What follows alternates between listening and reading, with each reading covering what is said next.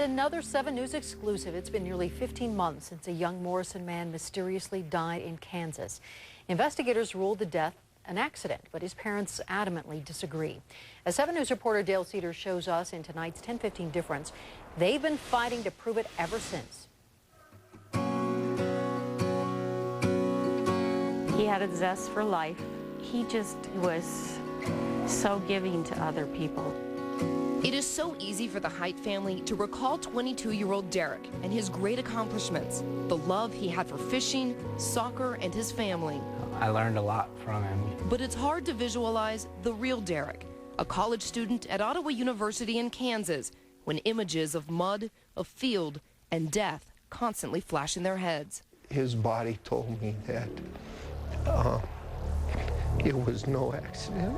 On February 27th of last year, the Bear Creek High School graduate's body was found completely covered in mud, face down on the ground. He was near Pomona Lake, which is just outside Topeka, Kansas.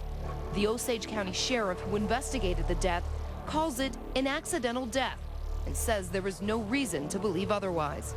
Oh, no. I am not accepting this. I know deep down in my heart that my son was murdered. During the autopsy, the coroner found firm mud in Derrick's throat, packed all the way down to his vocal cords. His family says that's no accident. So the Heidts hired their own forensic pathologist, Deborah Johnson. So I said, at the very least, I would have ruled that undetermined, but until a good investigation is done, I would consider it a homicide. Johnson says there is no way Derrick could have ingested that much mud that far down his throat while conscious. This would indicate the final minutes of the boy's life were either unconscious, so that he couldn't extract his mouth from it, or that he was forced to stay down and could not get up. After constant pressure from the family, who started their own investigation, the Osage County Sheriff asked the Kansas Bureau of Investigation for help. So we're just making sure everything's done that possibly can be done to answer the questions here. The Heidt family became suspicious of Derrick's death from the very beginning.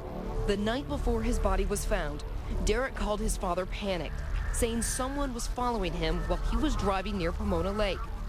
Derrick told his parents former friends had been arrested on drug charges, and the rumor around town was he had turned them in. We all know in the world today is if you turn somebody in for drug trafficking, that's the first thing that'll get you killed. After Derrick's body was found, suspicion grew. One of the individuals who was in question the day after Derrick's death showed up with a truck and a U-Haul trailer and moved.